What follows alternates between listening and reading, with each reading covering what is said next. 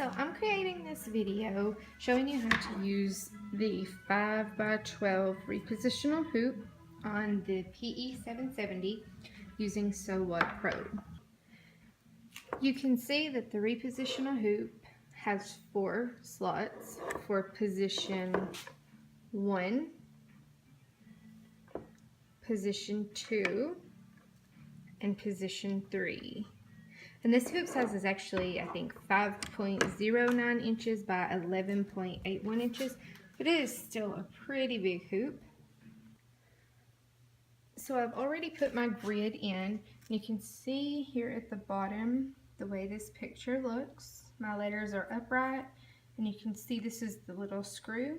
So you need to make sure that that picture looks exactly the same as your hoop does. If I'm looking at this picture on the bottom, you can see that it's accurate. You also need to make sure that this little arrow is lined up with this little arrow, and I'm sorry, I know that's very dirty. I've already marked my hoop. Pull that out. You can see my dots. I know some people don't use every dot, but I do because I feel like it helps me line it up better. So I've already hooped 2 layers of poly mesh in my hoop, and it's marked, as you can see. And I use my grid to mark my hoodie. The center of the hoodie is going to go in the center, right here, of the hoop, just like you would hoop anything else. So I went ahead and hooped my hoodie. Well, I floated it. I didn't hoop it, I floated it. I used 505 spray, and on this hoop I use pins because it is just so big that the design likes to slide off. As you can see, it's floated. It's inside out.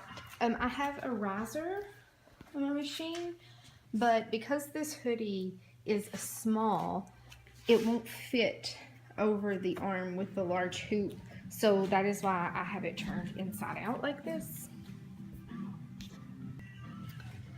Okay, so this is the design I'm going to be doing, TSL, and you can see I have not joined them together. It's very important that you do this. And I'm going to turn my design like it would be on the machine. So this is the hoop, and then of course I'm going to have to rotate my design. It's just easier for me to do it sideways. I hope that is not confusing for anybody. And I'm going to click on P1, P2, and P3. This shows me the positions. So if I turn my hoop around, my hoodie's going to be sideways. This is position 1. Then this is position 2. And then this is position 3. And you'll see that once you get it on your machine. Obviously you wouldn't want, in this case, the L to go on this side. Okay, so I've loaded my flash drive because that's what I save my designs on. You're going to go to File, Save As, pulls up your little screen here.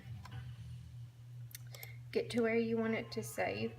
I save mine to, obviously, my flash drive. I have a lot of designs on here. That's really bad. You should not do that because it takes your machine forever to load. Okay, you can see that I'm saving this as Tracy. That's the name of my design.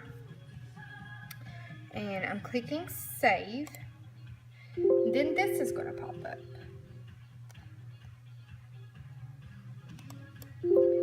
Now it tells me my sew order. Pattern 1 is hoop position 2, which is my S because I have my S first up here. And then pattern 2 is hoop position 3.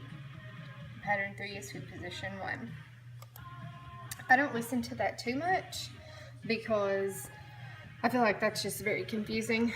Once you load it on your machine, you will see, which I'm going to do right now.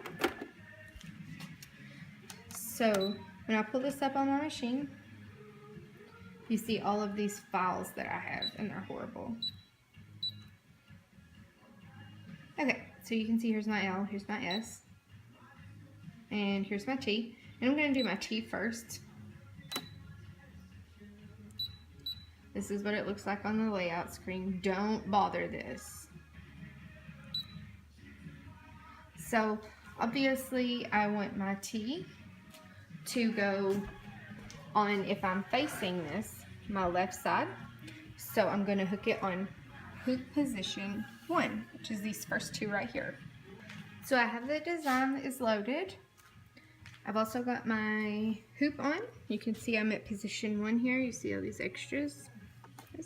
And obviously that's not going to be in the center of your shirt or even your hoop, because you're working on, if you're facing it, well, it's going to be the left side of your hoop. And I already have it threaded, and I'm just going to let that go. It'll sometimes go over to the edge to show you how far that position goes. Okay, so this design has finished up right here. We're still on this technically third position right here. Okay. And I'm going to delete this from my machine.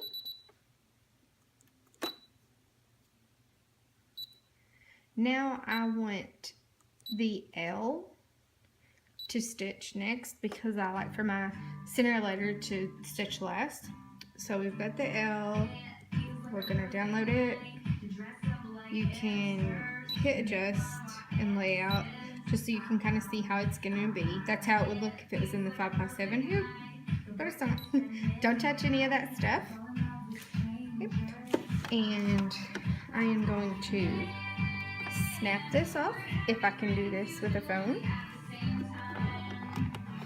There we go. And slide it all the way down to the end. You're going to use the last snaps here. Okay, so I went ahead and snapped this in down here. On the very end, you can see it's at the end of the middle. There's nothing else there. This is her middle initial, so it's going to go on the end. I'm going to hit start. See, it goes over to show where that, if this filled the entire hoop, where it would stop at.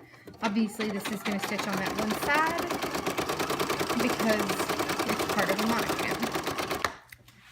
So we are finished with the L, and again, I'm going to delete this design, and now I'm going to load my S. And that is going to go in the middle position. Again, that is my center letter, and I wanted it to stitch last. So you could really do this in any order that you wanted to. That's just what I prefer. Now, a lot of people were saying there were only 4 notches, and that was really confusing. The center position is the center 2 notches. Just like that. I'm sorry guys, it's very hard to get this on when trying to video. Okay, so that's on there. You can see. Now the center design, I am not sure if it's gonna like go over to the side like to show you. I should have mentioned this before I started. You really need to make sure that your clothing or whatever is out of the way, because this is much bigger than the 5x7, and it is so much easier to stitch a sleeve to the back or the hood to the back. So you really just want to make sure that you're paying attention to that. Again, we can do the adjust, the layout. This, again, if this was in the 5x7 hoop, this is how it would look. The machine thinks it's in a 5x7 hoop. Leave that alone, don't touch it. Let's see. It is going to go over to show you, and then it's going to go to its stitching area, and we'll just let that stitch out. Okay, so bear with me. This is finished. This was position 2. This was the center for me. So I'm going to go ahead and try to pop this off. There we go. And pull it out for you guys to see. I have already taken my pins, oops, forgot one, out, and now I am just going to go ahead and unhoop this. Okay, so I have this out of the hoop, you can see, and I was just going to stick a 5x7 on top of it. Now keep in mind that I did not fill up all of the repositional hoop, but you can kind of get an idea of how much extra space this gave me. for this monogram without a lot of hassle. Now I've also done this with some appliques before, like I've done this shirt right here, and it worked really well for this because this is a raggy patch, and I don't know if you can see it, but like right here I had to go in and fill in where it didn't line up, so apparently it doesn't work really well for applique. So yeah, this is how big it looks on this hoodie. And remember, that's not all the way filled in, obviously, because we didn't want a funky looking monogram, but I think it turns out pretty good and looks really good. People seem to like it, and I hope that this video has helped you.